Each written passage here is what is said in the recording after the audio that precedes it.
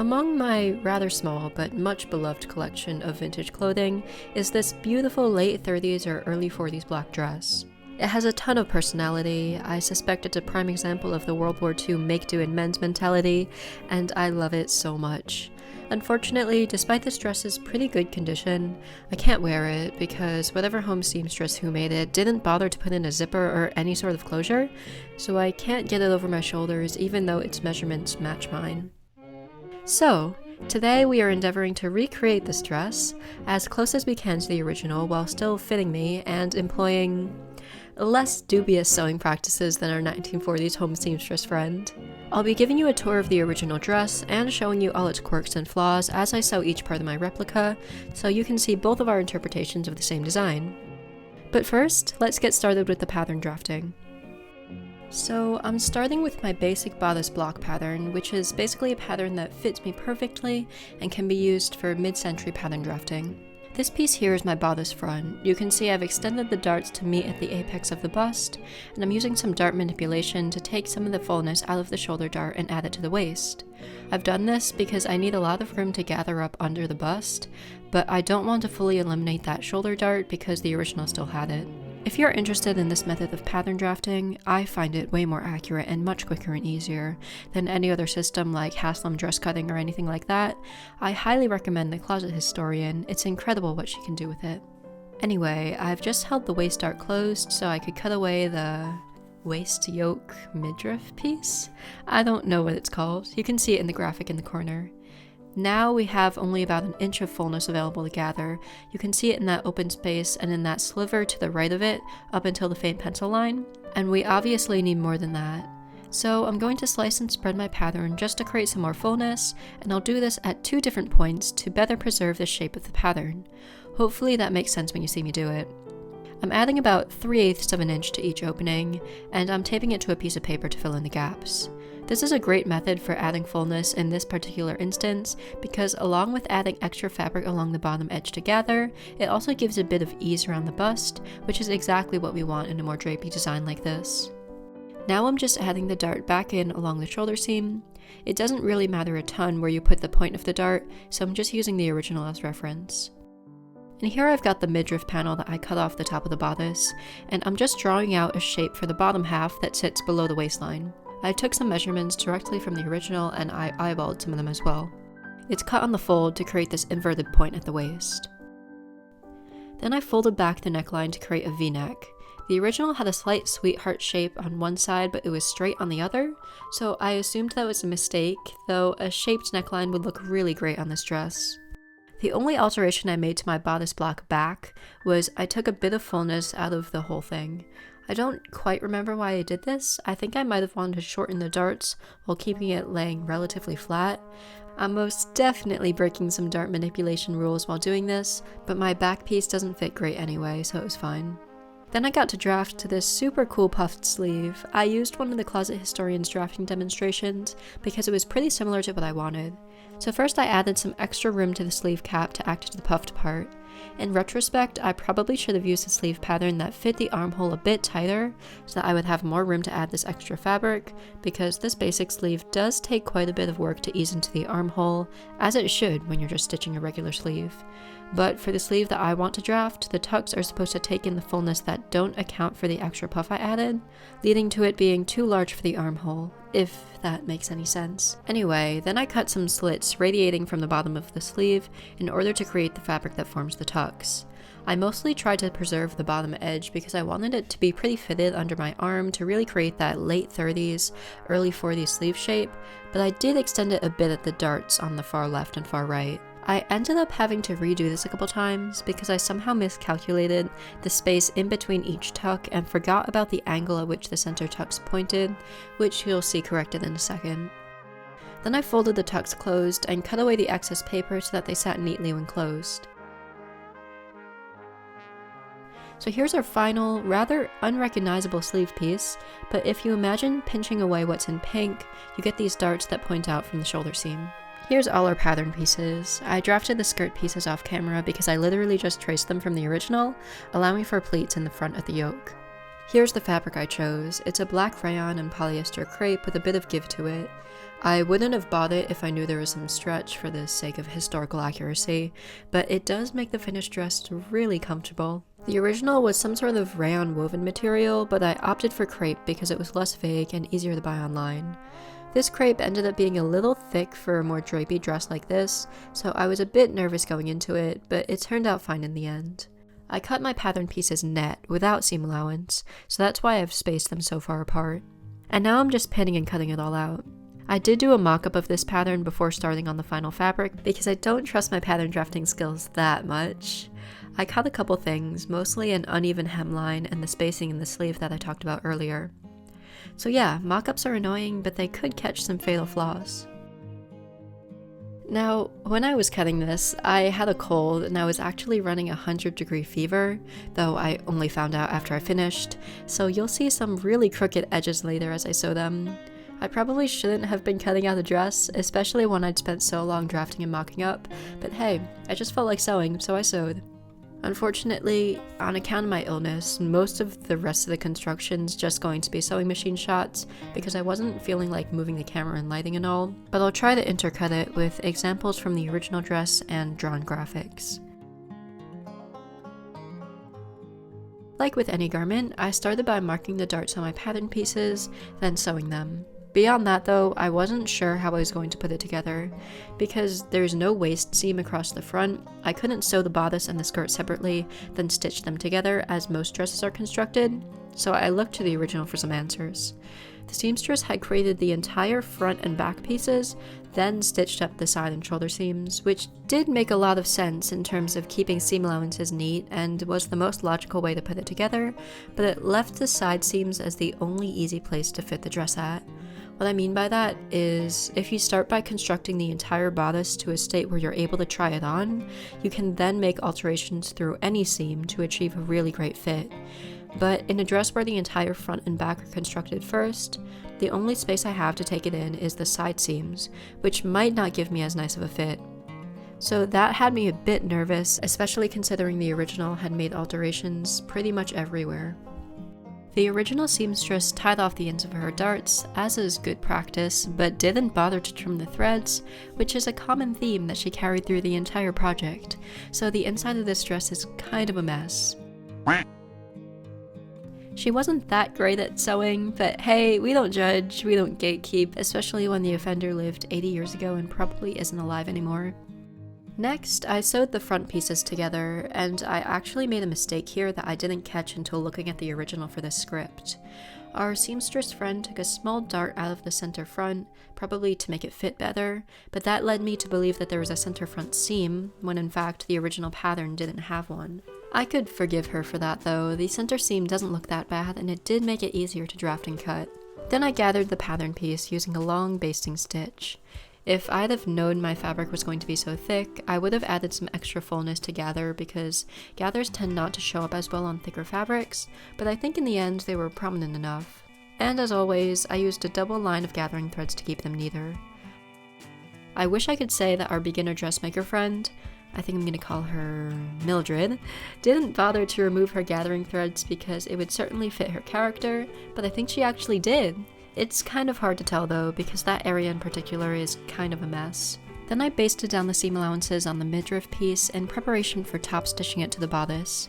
Mildred thought that this piece was a bit too long for her torso and extended it past where it should have laid, so instead of unpicking the stitches, trimming the piece, and top stitching it again, she decided to pinch out the extra fabric and top stitch it again over the work she'd already done. So, if I've counted correctly, in this area there are 5 layers of fabric on top of each other. She's so lucky she chose such a lightweight fabric, and honestly, I can't even be mad that she made such a dubious decision, because it all worked out in the end. Her dress is super pretty, even though its construction is so scuffed. Anyway, in the shot where I was pinning the midriff to the bodice, you can really see the lack of gathering. I was super nervous about that, but it ended up looking fine on a body.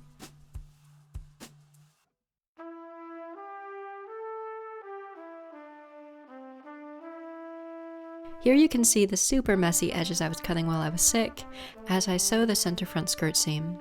This is one of the few seams that Mildred didn't have to make adjustments to, because as I mentioned, this is one of the least accessible seams on the whole garment when you finally get the opportunity to do a fitting, after the front and back are already assembled. After I had sewn the skirt together, I could pleat up the edge and stitch it to the midriff bit. These pleats were about an inch deep, as per the original, but Mildred did make them a little uneven, so it's hard to say what they were supposed to be. I'm a bit of a hypocrite for criticizing her lazy sewing though. I didn't bother to base the pleats and just pin them instead. It was a little bit tricky getting around the corners, especially the inverted point at the center front, because there's really nothing to fold back there, and so I just tried my best to fold under the raw edge as much as possible.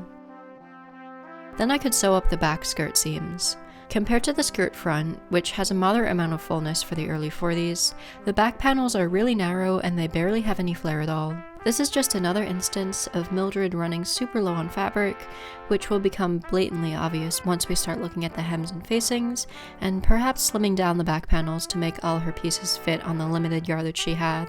Another less likely but more interesting hypothesis, in my opinion, is that this dress was made during World War II and is a prime example of the make, do, and mend mentality. Maybe she was just very patriotic and really took the make, do, and mend stuff to heart, even at the expense of the appearance of the final garment. Or even less likely, because I bought this dress in the US and the US never rationed clothing during World War II, she could have been under the constraints of saving ration coupons if perhaps this dress originated in Europe.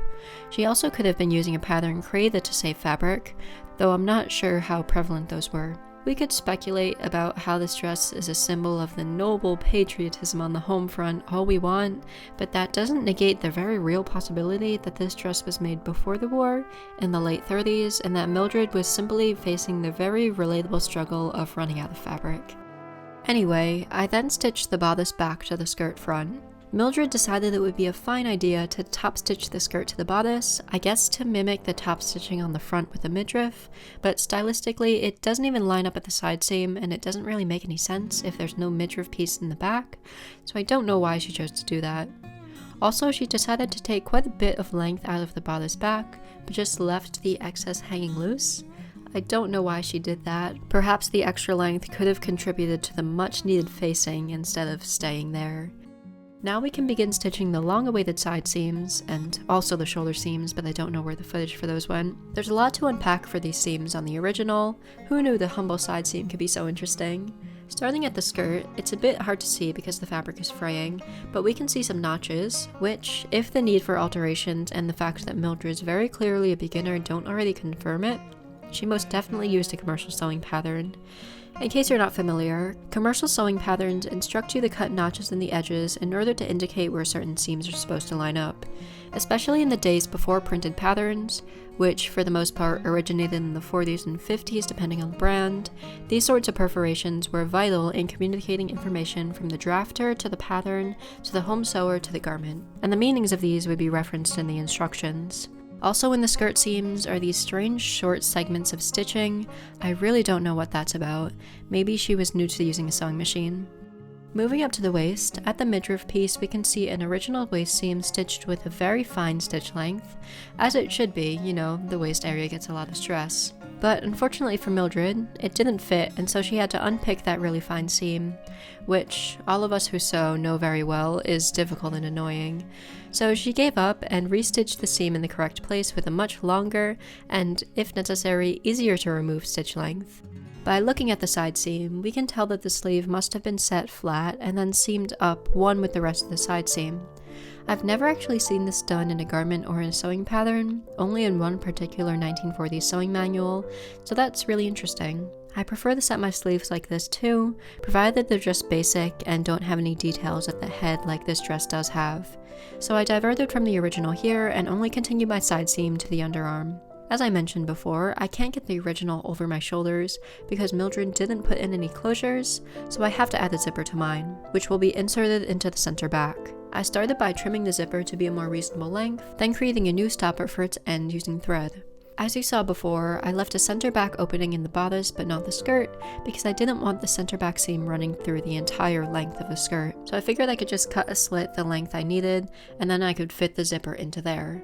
In the end, the bottom ended up being a bit clunky because I accidentally cut the slit too long and I had to seam it back together, but it's not too noticeable. This method of inserting a zipper probably isn't at all correct sewing practice, but if we can take any lessons from Mildred's dress, it's that sometimes sloppy work gets the job done.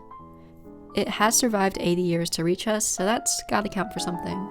I was messing with my camera settings, sorry this is so dark, but basically what I'm doing is pleating up the fabric to form that beautiful sleeve head that we can see on the original. All the work to create these radiating tucks was done in the pattern drafting, so now I'm just assembling it all. And unlike the skirt, I actually basted the tucks, because no way pins alone would be able to keep it steady while setting the sleeve. As I said, the original had the sleeve seam stitched one with the dress, but Mildred seems to have made some attempt at sleeve finishing or French seams or something, maybe just slimming them down.